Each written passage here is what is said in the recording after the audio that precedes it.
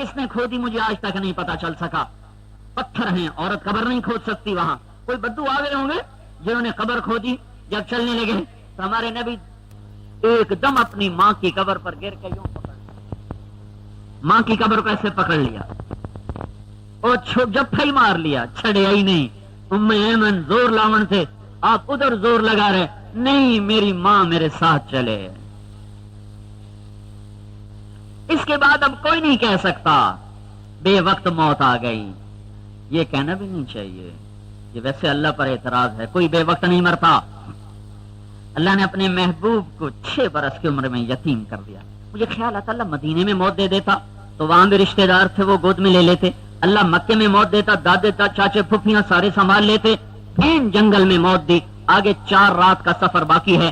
4تھی رات جا کے مکے میں قافلے داخل ہوتے تھے. یہ 4 راتیں 6 سال کے بچے کی آنکھ کا آنسو خشک نہیں ہوا ہے. 45 سال ماں مری آج تک ساڈا ہنجو نہیں رکیا, کیونکہ میں ماں کے جنازے میں شریک نہیں ہو سکا تھا, حج پر تھا. تو 6 برس کا بچہ ہے. تو آپ کہہ رہے ہیں کاش میری ماں ہوتی اور میں عشاء کی نماز کے لیے مصلی پہ کھڑا ہوتا اور سورت فاتحہ شروع کر چکا ہوتا. فرض نماز دسی جانا, نفل نہیں, اور میں سورت فاتحہ شروع کر چکا ہوتا اور ادھر سے میرے گھر کی کھڑکی کھلتی اور میری ماں منہ نکال کے کہتی محمد, تو میں نماز توڑ کے کہتا ہے لبیک یا اماں, میری ماں میں حاضر, نماز میں پیچھے پوری کر لے سا, تو دس تیرا کی فرمان ہے. ہاں جب یہ نافرمانی ہوتی ہے تو زمین کپ کپاتی ہے. شراب تو کوئی کوئی پیتا ہے, زنا تو کوئی کوئی کرتا ہے, سود تو کوئی کوئی کھاتا ہے, پر ہر گھر ماں باپ کا قبرستان بنا ہوا ہے. ہر گھر کی ماں رو رہی ہے آج, ہر گھر کا باپ اس کا سینہ چاک ہے. کچھ ماں باپ کا بھی قصور ہے کہ انہوں نے بھی تو اولاد کو دین نہ سکھایا. ڈاکٹر بن جائے, انجینئر بن جائے, تاجر بن جائے, فوجی بن جائے, پائلٹ بن جائے, وہ انسان تو بنتا. پھر اسے پتا, انسان کو پتا ہوتا ہے ماں باپ کیا ہیں, انسان کو پتا ہوتا ہے اللہ کون ہے, رسالت کیا ہے, جنت کیا ہے, جہنم کیا ہے. 2 ٹانگوں پہ چلنے والا بھی جان ہے اور 4 ٹانگوں پہ چلنے والا بھی جانور ہے. ماں باپ نے بھی تو کچھ نہیں اولاد کو دیا.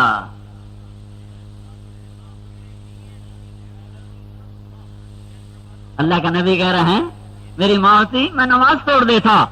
آج ہر گھر ماں باپ کی نافرمانی سے برباد ہوا پڑا ہے. ماں کا چلے جانا, باپ کا چلے جانا. آپ نے کہا تمہارے دروازے ہیں جنت کے, جو صبح صبح ماں باپ کی زیارت کر لے, صبح سے شام تک ان کے لیے جنت کے 2 دروازے کھل جاتے ہیں. صرف زیارت کر لے, نہ چاہ پوچھی, نہ پانی پوچھیا, نہ ناشتہ پوچھیا, نہ روٹی پوچھی, نہ مٹھ مروا, کئی شے نہیں, صرف جا کے اما نو ویکھیا, ابے نو ویکھیا, شام تک جنت کے 2 دروازے کھل گئے. صرف زیارت پر یہ ہے, خدمت پر کیا ہوگا؟ ولا تقل لهما اف بھی مت کرو. ہمارے نبی جنت میں گئے, ایک دفعہ تو معراج ہے نا, اور خواب میں تو ہر 4تھا دن تھا. آپ جنت میں تشریف لے گئے تو آپ نے قرآن کی تلاوت کی آواز سنی, تو آپ نے فرمایا کون تلاوت کر رہا ہے؟ کہا جی حارثہ بن نعمان کر رہے ہیں. تو آپ نے کہا حارثہ تو مدینے میں بیٹھا ہوا ہے, تو جنت میں تلاوت کی آواز کہاں سے آ رہی ہے؟ یہ چند ہزار مرد عورت ہیں, ان کو سنانے کے لیے اتنے بڑے اسپیکر فٹ کیے گئے ہیں. تو فرشتوں نے کہا یا رسول اللہ, اماں کی ایسی خدمت کی ہے حارثہ نے کہ جب بھی قرآن پڑھتا ہے اللہ ساری جنت کو سناتا ہے. ماں باپ ایسے ہوتے ہیں. وہ کیسے خدمت گزار تھے؟ روٹی خود پکاتے تھے, بیوی سے نہیں کہتے تھے. کپڑے خود دھوتے تھے, بیوی سے نہیں کہتے تھے. ماں کو نوالے بنا کے روٹی خود کھلاتے تھے, تیل لگاتے تھے, کنگھی کرتے تھے, جوئیں نکالتے تھے, اور ایسے نوکر کی طرح اس کے سامنے ہاتھ باندھ کے کھڑے رہتے تھے. امام زین العابدین اپنی ماں کی خدمت میں مشہور تھے پورے مدینے میں, لیکن ماں کے ساتھ بیٹھ کے روٹی نہیں کھاتے تھے. عرب میں آج بھی یہ عیب ہے, وکری وکری پلیٹ کھاؤ, یہ عیب ہے. ہمارے ہاں یہ تعذیب ہے, اپنی چھری اپنا کنڈا ہے, اپنی پلیٹ. یہ بخیلوں کا رواج ہے, بخیلوں کا. عجم کے مزاج میں بخل ہے, عرب کے مزاج میں سخاوت ہے. عرب آج بھی, قطر کا بادشاہ, قطر کا امیر, یہ امیر ہماری جماعت کی, اس نے دعوت کی تو ہمارے ساتھ اس نے ایک تھال میں بیٹھ کے ہمارے ساتھ کھانا کھایا. یہ آج بھی عرب یہ عزت سمجھتے ہیں اکٹھے کھانا, لیکن امام زین العابدین نہیں کھاتے. ان سے ایک شخص نے پوچھا آپ تو بڑے خدمت گزار ہیں, آپ ماں کے ساتھ بیٹھ کے روٹی نہیں کھاتے؟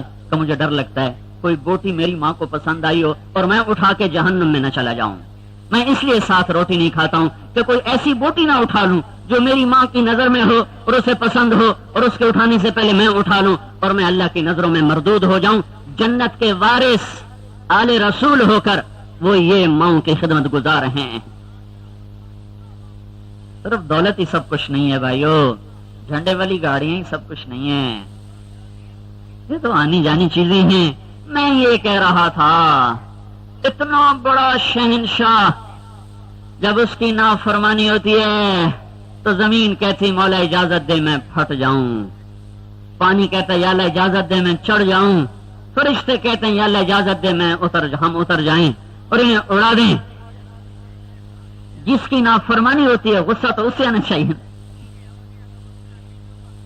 یہاں کا حاکم جب غصے میں آتا ہے پھر وہ نہیں دیکھتا کہ یہ ظالم ہے کہ مظلوم ہے, اور اس کی چکی میں مظلوم بھی پس جاتا ہے, ظالم بھی پس جاتا ہے.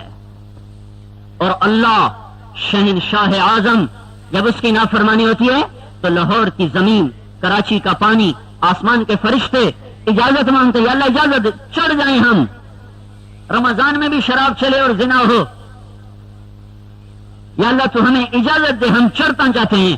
اور جس کی نافرمانی ہو رہی ہے وہ کہتا ہے دعو عبدی فانا عالم بعبدی منک. خاموش رہو, خاموش رہو, چپ رہو, میں تم سے زیادہ سمجھتا ہوں اپنے بندے کو. ان کان عبدکم فشانکم بہ, اگر یہ تمہارا بندہ ہے پکڑ لو مار دو. ان کان عبدی, اگر یہ میرا بندہ ہے فمنی والی عبدی, تو میں جانوں میرا بندہ اور بندی جانے, تم خاموش رہو. تو وہ کہتے تو یا اللہ تو پکڑتا کیوں نہیں ہے, دیکھتا نہیں ہے کیا ہو رہا ہے؟ تو اللہ کہتا میں ان کی توبہ کا انتظار کر رہا ہوں. وہ تو کب تک انتظار کرے گا؟ کما لم یغرغر, جب تک گلے کا گھنگرو نہیں بولتا, سانس کا تار نہیں ٹوٹتا, میں اس کی توبہ کا انتظار کروں گا. بچہ روٹ کے نکل جائے, مائیں پٹ کھول کے رکھتی ہیں, رات کو بھی کنڈی نہیں لگاتی کہ شاید واپس آ جائے. اس ماں سے زیادہ انتظار اللہ کو ہوتا ہے بگڑے ہوئے انسان کا کہ یہ لوٹ کے اللہ کی طرف آ جائے. وہ میرا اللہ کہتا ہے ان اتانی لیلن قبلتہ وان اتانی نہارن قبلتہ, میرا یہ بندہ دن میں توبہ کرے میں قبول کروں گا, یہ رات میں توبہ کرے میں قبول کروں گا. ہائے ہائے, کیوں بھائی؟ کسی کو منانے جاؤ تو وہ استقبال کرتا ہے, کسی کو منانے جاؤ وہ استقبال کرتا کہ وہ دروازے نہیں کھولتا. غلام حیدر وائن مرحوم تھا نا, تو ایک ہمارے علاقے میں تھوڑا سا اتنا با اثر بھی نہیں تھا, بس ایسی درمیانی درجے کا آدمی تھا. اس کے ساتھ 10 15 20 ووٹ ہوں گے, وہ ناراض ہو گیا تو وائن مرحوم جا کے اس کے دروازے پر پہنچ گیا. اس نے دروازہ نہیں کھولا, کرسی منگا کے اس کے دروازے پر بیٹھ گیا, رات کے 2 بجے تک باہر بیٹھا رہا چند ووٹ لینے کے لیے. اتنی جان کھپائی ہے. پھر جا کر اس نے دروازہ کھولا اور وہ شہنشاہ اعظم جس نے مجھے نطفے سے انسان بنایا, مٹی سے نکالا, سورج کو چمکایا, چاند کو ٹھنڈایا, پانی کو بہایا, ہواؤں کو چلایا, پھولوں کو مہکایا, ماں کی گود دی, باپ کا سایہ دیا, کھانے کو رزق دیا, فہم دی, عقل دی, زکات دی, بدن دیا, کروڑوں کروڑوں نعمتوں کو مجھ پہ قربان کیا. جب اس کی نافرمانی ہوتی ہے اور ساری زندگی گزر جاتی ہے, 100 سال نہیں گزرتے, 1000 سال نہیں گزرتے, لاکھوں برس نافرمانیاں ہوں اور کتنے گناہ ہوں کہ اس کالج کی گراؤنڈ سے نافرمانی کو اٹھائے اور چڑھاتا چڑھاتا چڑھاتا اللہ کے آسمان کی چھت کے ساتھ جا کر گناہوں کو پیک کر دے. ایک عورت اس مجمع میں آئی ہوئی, ایک مرد اس مجمع میں آیا ہوا, اتنے گناہ کرے کہ زمین سے اٹھائے اور آسمان تک لگائے. کون کرے گا؟ کوئی کر سکتا ہے؟ سارے انسان نافرمان ہو جائیں, سارے جنات نافرمان ہو جائیں, سارے فرشتے انسان بن کر زمین پر آ جائیں اور سارے قیامت تک کی زندگی پالیں اور ہر پل پچھلے سے زیادہ نافرمان ہو, ہر لمحہ پچھلے سے زیادہ تاریک ہو اور یہ گناہ کرتے کرتے کرتے قیامت کا شکار ہو جائیں. مجھے میرے رب کے عزت کی قسم اتنے نہیں کر سکتے کہ آسمان کی چھت کو چلے جائیں. اور میرا اللہ اعلان کر رہا ہے میں روٹھا ہوں مجھے مناؤ، میں کہوں تو زمین تھر تھر آ جائے، میں کہوں تو آسمان کڑکڑا جائے، میں کہوں تو بجلیاں کونپ جائیں، میں کہوں تو ہوائیں پاگل ہو جائیں، میں کہوں تو سمندروں میں طوفان آ جائے، مجھے منا لو۔ اتنے بڑے بادشاہ کو منانے جاؤ تو اس کو تو کنڈی نہیں کھولنی چاہیے، 100 سال نافرمانی کی تو 50 سال تو ناک رگڑوائے۔ وہ کیا کہتا ہے، کتنے گناہ کر کے جا رہا ہوں میں اب کہ آسمان کی چھت کو لگے ہوئے ہیں، اور مجھے کہنے والا کہتا ہے کہاں جا رہے ہو؟ 900 چوہے کھا کے بلی حج کو چلی۔ کیا فائدہ تیری توبہ کا، دانت تیرے ہیں نہیں، نظر تیری ہے نہیں، سنتا تو ہے نہیں، چل تو سکتا نہیں، پکڑ تو سکتا نہیں، اب تیری توبہ کا کیا فائدہ؟ تو وہ عرشوں والا مجھے خبر دیتا ہے تو جب بھی آئے گا نا، ہاں تو جوانی میں آئے گا تو میرا استقبال اور ہوگا، پر تو جب آئے گا، جس وقت آئے گا، جس وقت آئے گا تو میں کیا کروں گا؟ من تقرب الی تلقیتہ من بعید، اپنوں کا تو ہر کوئی استقبال کرتا ہے۔ رانجھا صاحب وہاں کھڑے ہوئے تھے، ہرانے والے کے ساتھ ملا کر اسے آگے پہنچا رہے ہیں، میرے دوستوں کا تو ہر کوئی کرتا ہے، کبھی دشمن کا بھی، کبھی نافرمان کا بھی کوئی استقبال کرتا ہے۔ میرا اللہ کہتا ہے جب تو اتنے گناہ کر کے اپنی دہلیز سے قدم باہر رکھتا ہے میرے گھر آنے کے لیے، تو میں کہتا ہوں ٹھہرو ٹھہرو، میں تیرے استقبال کے لیے خود آ رہا ہوں۔ اور یہ بادشاہ ساری زندگی کی وفائیں صرف شک پہ ختم کر دیتے ہیں۔ وہ میں نے تاریخ پڑھی ہوئی ہے، بھری پڑھی ہے، بادشاہوں کے دشمنوں سے نہیں، اپنوں سے جور و جفا، ذرا سا شک پڑا گردنیں اڑا دی۔ اے شک دا کیس کوئی نہیں ہے، ہاں ہاں چٹا ننگا نافرمان ہے، اور ایک قدم صرف اٹھایا ہے، ایک قدم تو لکھا رہا میں آ رہا ہوں، میں آ رہا ہوں، تلقیتہ من بعید، میں آگے بڑھ کے اس کا استقبال کرتا ہوں، اور آسمان پہ اللہ چراغاں کا حکم دیتا ہے، شادی کے وقت میں چراغاں ہوتا ہے، اللہ آسمان پہ چراغاں کا حکم دیتا ہے، روشنیاں جلاؤ، چراغ جلاؤ۔ سارے فرشتے کہتے ہیں آج یہ روشنیاں کیسی ہیں؟ تو اللہ کی طرف سے اعلان ہوتا ہے میرا ایک بندہ مجھ سے روٹھا ہوا تھا، آج وہ مجھ سے صلح کر گیا ہے، میری ایک بندی مجھ سے روٹھی ہوئی تھی، آج وہ مجھ سے صلح کر گئی ہے۔ اس پر اللہ چراغاں کرتا ہے۔ میرے بھائیوں، میری بہنوں، سب نے مر جانا ہے، کوئی نہیں بچے گا، کوئی نہیں بچے گا۔ حضرت محمد صلی اللہ علیہ وسلم کی پاک زندگی ہے، روشن زندگی ہے، جن کے سائے تلے چلو گے تو منزل ملے گی۔ بادشاہ ہو، فقیر ہو، مرد ہو، عورت ہو، سالار ہو، سیاستدان ہو، تاجر ہو، زمیندار ہو، کوئی ہو، ریڑی والا ہو، مزدور ہو، وہ محمود غزنوی جیسا بادشاہ ہو، ابو ذر جیسا وہ فقیر ہو، زاہد ہو، بلال جیسا حبشی غلام ہو، غلامی رسول کے سوا چارہ نہیں ہے۔ اپنی زندگیوں کو واپس لاؤ، واپس لاؤ، واپس لاؤ۔ نجات دہندہ صرف ایک آیا ہے، حضرت محمد صلی اللہ علیہ وسلم، جن کا کلمے کے ساتھ لازمی جز بنا دیا گیا ہے۔ اب ہر مرد عورت کو منزل ملے گی تو آپ کے پیچھے چل کے ملے گی۔ لوگوں کی نہ سنو، دنیا دیوانی ہو چکی ہے، پیسے کی چھن چھن، پیسے کی کھنک کے سوا کچھ نہیں سنائی دے رہا، مال کی اور اقتدار کی چمک کے سوا کچھ نہیں دکھائی دے رہا۔ میرے بھائیو، پیچھے لوٹو، حضرت محمد صلی اللہ علیہ وسلم کی پاک زندگی کی طرف لوٹو، جن کو اللہ تعالیٰ نے اپنے اور بندوں کے درمیان واسطہ بنایا ہے۔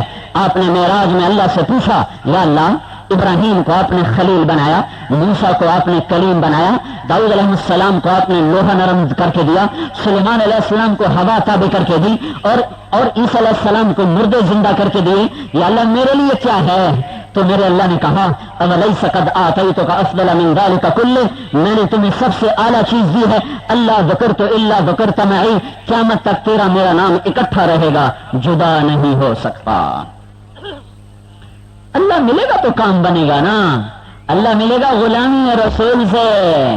سنو، جنت کا ویزا ملنے والا ہے، مجھے ایک حدیث یاد آئی، ہر انسان کو ویزا ملے گا، ویزا، جنت کا ویزا ملے گا۔ یہ ویزا محمدی پاسپورٹ پہ اسٹمپ کیا جائے گا، یہ پاکستانی پاسپورٹ پہ یہ مور نہیں لگے گی، پنجابی پاسپورٹ، سندھی، بروہی، بلوچی، ہندی، ایرانی، تورانی، سارے پاسپورٹ پھٹ جائیں گے، مرد عورت سے ایک ہی مطالبہ ہوگا، محمدی پاسپورٹ دکھاؤ، حاضر کر دیا، جنت کا ویزا لگا، چلے جاؤ، استقبال ہوگا۔ اگر محمدی پاسپورٹ نہیں ہے تو سید قریشی ہونا کام نہ آئے گا، ابو لہب کو کام آیا سید ہونا، قریشی ہونا، سردار ہونا، اور بلال کی غلامی نے کوئی اس کو داغدار کیا، بدصورت کالا. مجھے آج تک اس کے دادے کا نام کسی کتاب میں نہیں ملا. باپ کا نام موجود ہے، دادے کا نام ہی موجود نہیں ہے. اور میرے نبی کا ارشاد ہے جب جنت میں داخلہ ہوگا تو دروازہ بند ہوگا. سارے لوگ آئیں گے آدم علیہ السلام کے پاس، بابا جی دروازہ کھلواؤ. کہیں گے بیٹا میں نے نکلوایا، میں نہیں کھلوا سکتا. ابراہیم علیہ السلام نہیں، نوح علیہ السلام نہیں، داؤد علیہ السلام نہیں. سارے نبی کہیں گے ہم نہیں کھلوا سکتے. عیسیٰ علیہ السلام کہیں گے صرف حضرت محمد صلی اللہ علیہ وسلم یہ دروازہ کھلوا سکتے ہیں. آپ اللہ کے در پر جھکیں گے، سجدہ کریں گے، تعریف کریں گے. میرا اللہ کہے گا ارفع راسک سل تعطیٰ اشفع تشفع، اٹھ سر اٹھا سوال کر پورا ہوگا، مانگ ملے گا. تو کہیں گے یا اللہ دروازہ کھول، دروازہ کھول. تو ہمارا اللہ کہے گا تو افتتاح کر، افتتاح کر. فیتا کاٹو، فیتا کٹتا ہے نا، کا فیتا کاٹو. فیتا کاٹنے کے لیے سواری آئے گی، اس سواری آپ کے سامنے آ کر لینڈ کرے گی، آپ اس پہ سوار ہوں گے. اس کی رسی ایسے زمین پر گرے گی، ہر نظر یوں اٹھے گی کہ یہ رسی کون پکڑے گا. تو اعلان ہوگا بلال حبشی کو بلایا جائے. تو یہ رسی آج بلال پکڑے گا، اور آپ نے فرمایا میرے ساتھ ساتھ جنت میں جائے گا. تو میرے بھائیو، حضرت محمد صلی اللہ تعالی علیہ وسلم مردوں عورتوں کے لیے پاک زندگی لے کر آئے ہیں. وہ سیکھو، یہ تبلیغ میں نکلنا اس زندگی کو سیکھنے کی محنت ہے. تبلیغ کوئی جماعت نہیں، کوئی فرقہ واریت نہیں ہے. بڑے مدتوں کے بعد ایک خوبصورت کام امت کو ملا ہے.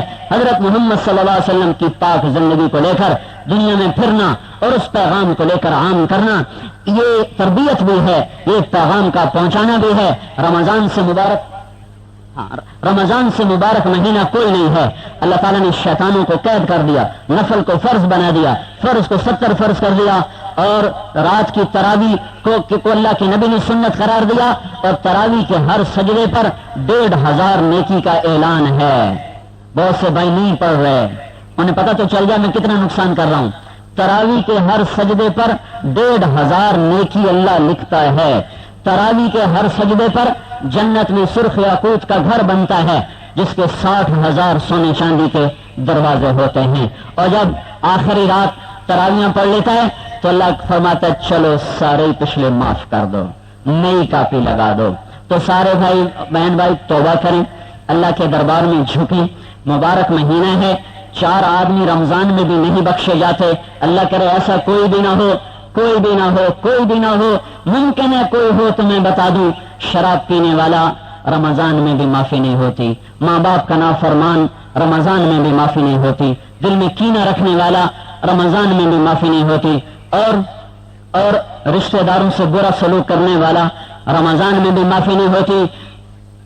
ورنہ لفظ رمضان، خود رمضان اللہ نے 12 مہینے بنائے، 11 نام عربوں نے رکھے، 12واں نام اللہ نے رکھا شہر رمضان الذی انزل فیہ القرآن.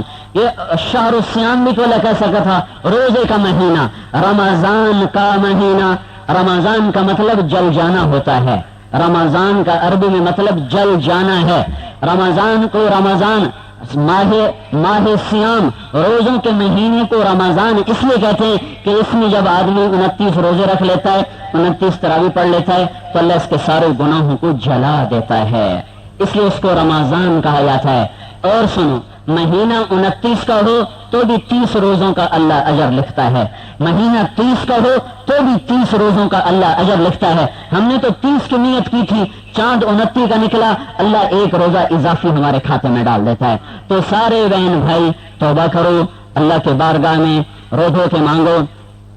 غیبت اپنی زبان سے آج ختم کر دینا. 3 چیزیں زبان سے نکال دو: غیبت، گالی اور جھوٹ. غیبت، گالی اور جھوٹ. پھر کہتا ہوں، غیبت، گالی اور جھوٹ، یہ 3 چیزیں زندگی سے نکال دو، تھوڑے سے عمل سے بہت سا کام ہو جائے.